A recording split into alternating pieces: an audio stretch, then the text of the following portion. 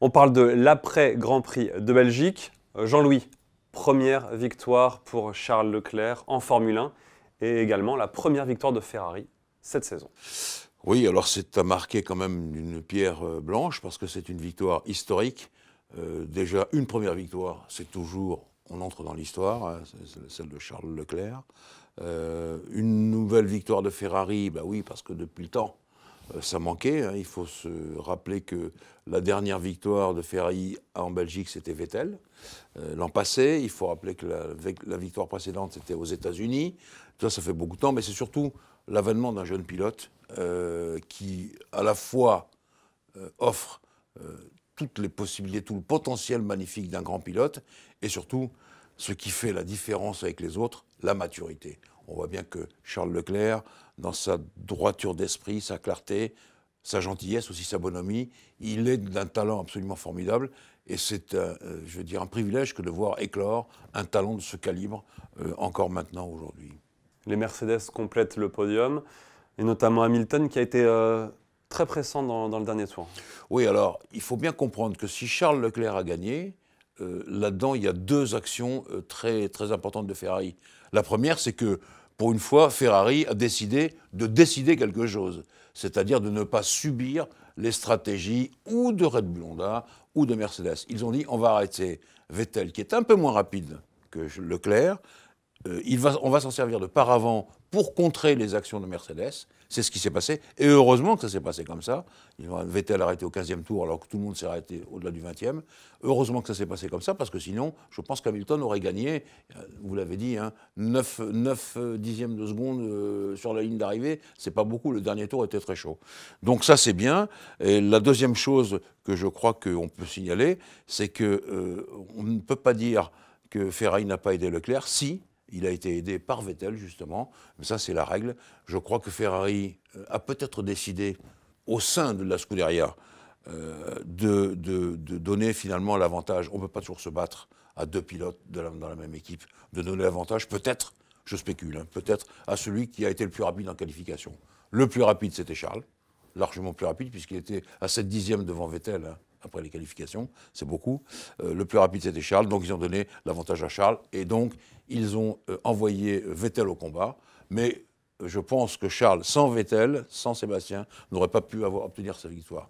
Mais bon, ça, on ne va pas s'en priver, hein, c'est le retour de Ferrari, et ça c'est parfait juste avant Monza.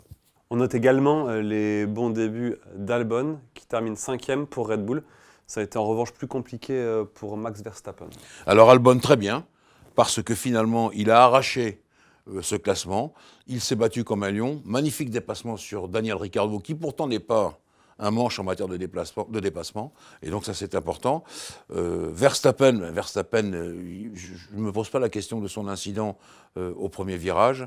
Il passe par un trou de souris. Bon, ça, c'est la course et il bouscule Raikkonen. Bon, ok, ça va. Mais par contre, il est descendu vers le rouge en ne voyant pas, j'ai l'impression, que sa roue était déjà abîmée, qu'il perdait une partie de sa direction. Et puis finalement, il aurait pu lever le pied, lever le bras, comme on fait maintenant pour dire je me range.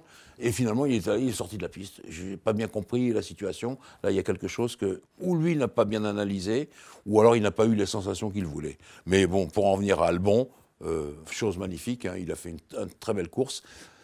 Une course qui assombrit un peu ce qu'on pensait de Pierre Gasly, hein, qui Albon l'a remplacé, et qui montre que la voiture marche bien quand même. Donc c'est un peu compliqué maintenant pour Pierre, mais Pierre Gasly, lui, avec la Toro Rosso Honda, il a marqué quand même des points à ce Grand Prix de Belgique, et ça, c'est pas si mal que ça.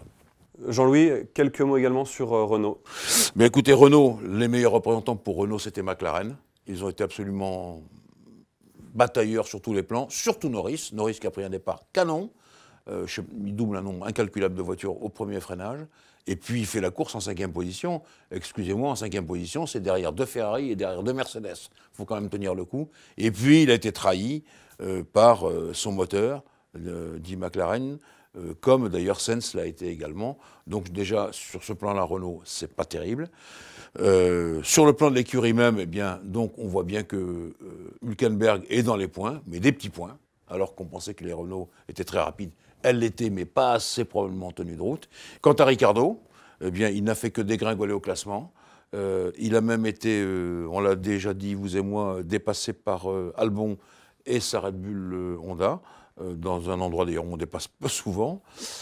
Tout ça fait que, bon, il faut absolument, une nouvelle fois, remonter la pente. On va voir ce que ça va donner au Grand Prix d'Italie, là encore.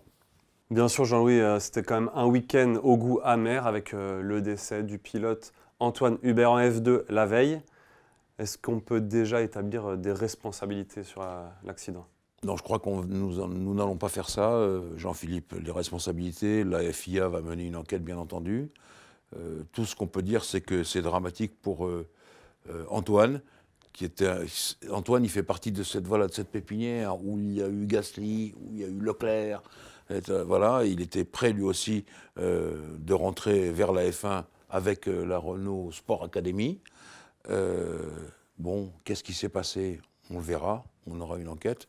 Ce qui est dramatique, c'est que voilà, c'est un gamin qui n'avait pas encore 23 ans, avec un sourire d'enfant, toujours émerveillé par la course automobile, et qui voilà, disparaît tout d'un coup.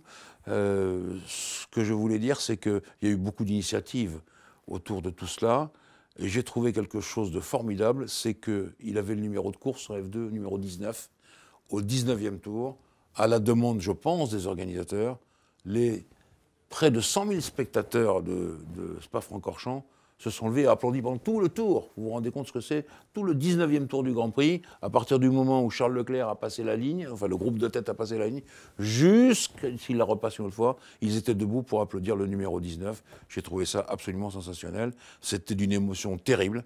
Alors, on a parlé de responsabilité. Je crois surtout que je vais me mettre dans les pas de mon vieil ami Alain Prost.